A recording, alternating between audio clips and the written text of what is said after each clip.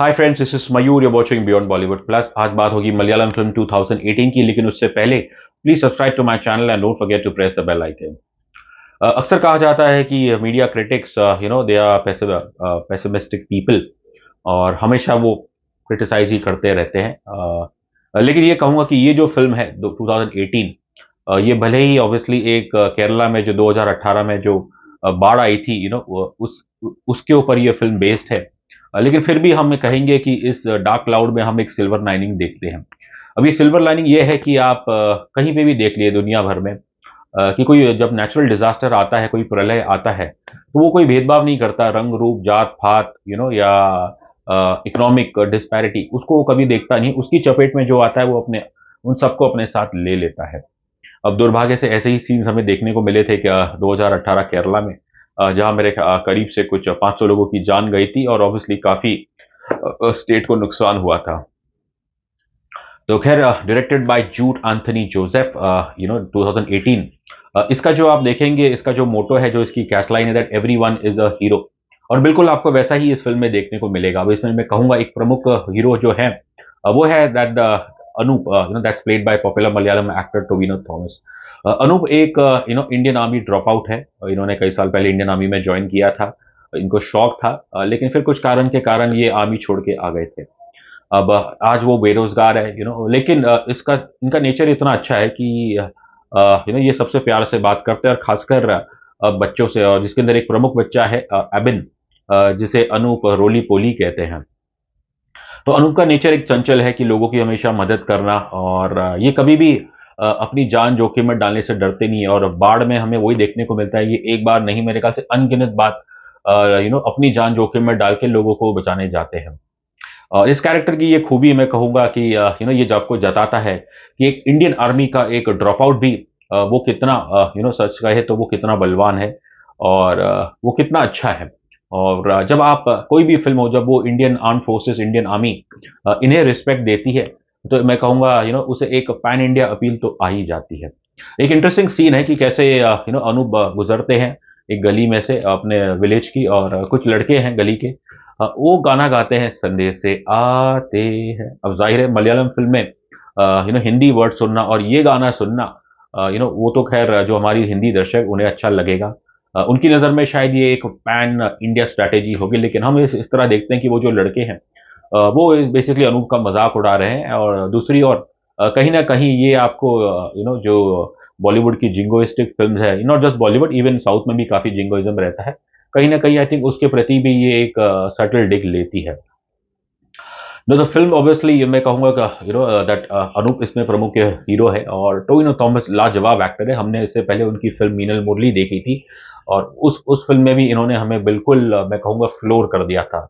I think इनका जो talent है, इनकी जो कॉन्फिडेंस है, इंटेंसिटी है ऑन कैमरा, बस ये कहूँगा कि इनकी परफॉर्मेंस इज़ एब्सोल्युटली फ्लॉलेस। और ये एकमात्र हीरो नहीं है, इस फ़िल्म में बाकी हीरो भी है, जैसे popular Malayalam actor Kunchacko Boban, who plays the district secretary Shaji.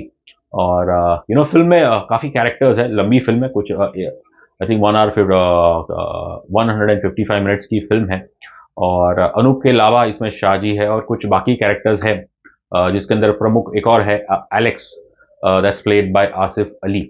और एलेक्स साहब ये एक लड़की से प्यार करते हैं, ये मॉडल बनना चाहते हैं, और ये अब लड़की के माँ-बाप से मिलने जाते हैं, इनका परिवार भी इनके साथ जाता है, लेकिन बड़े प्यार से लड़की का बाप उस रिश्ते को ठुकरा देता है, कुछ कड़वी, सच्ची कड़वी बात कहकर। लेकिन वो उस परिवार का इंसल्ट नहीं करता है।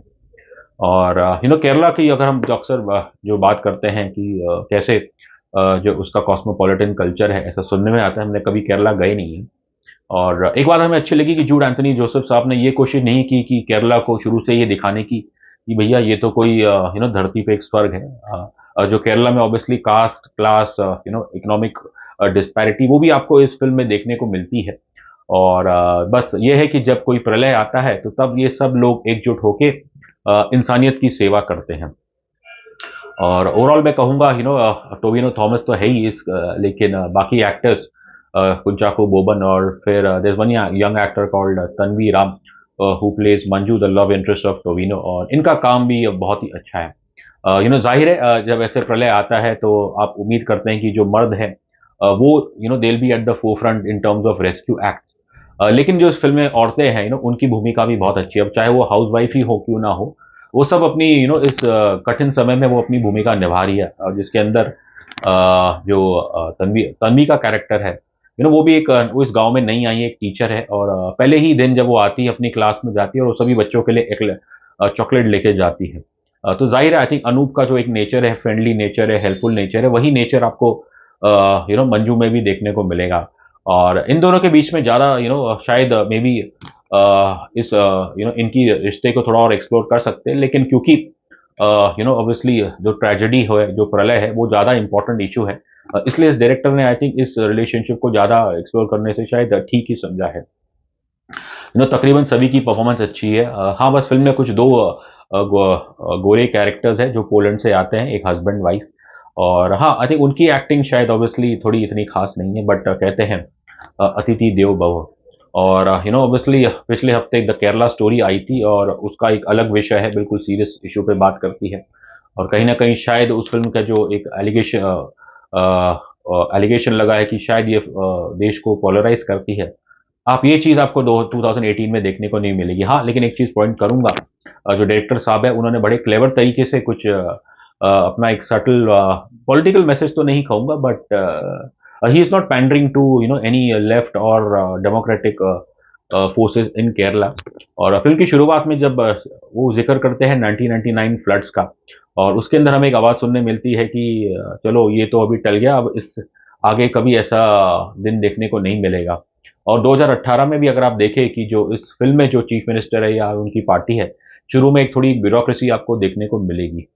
और आई थिंक जो सबसे इम्पोर्टेंट सीन है हमारे लिए है कि कैसे एक सीन में देयर इज़ एक न्यूज़ आइटम में मेंशन किया गया है बीजेपी लीडर किरण रिजिजू साहब का, जो 2014 से 2019 में होम मिनिस्टर थे। और उस न्यूज़ बुलेटिन में आपको ये सुनने मिलता है कि कैसे कि भारतीय केंद्र सरकार उसने मदद का बिल्कुल घोषणा की है। और लेकिन जो केरला सरकार से बयान आता है कि हमें और भी मदद की ज़रूरत है। तो ऑब्वियसली बिना कुछ अपशब्द कहे और एक बिना एक डायरेक्ट अप्रोच लिए यहाँ पे डायरेक्टर साहब अपने स्टेट की बात रख ही देते हैं। काश हर एक फ़िल्म मेकर इस सटलिटी को समझ पाए। डायरेक्शन इस फ़िल्म की मैं कहूँगा बहुत लाजवाब है। Performance most of them I have done a brilliant job.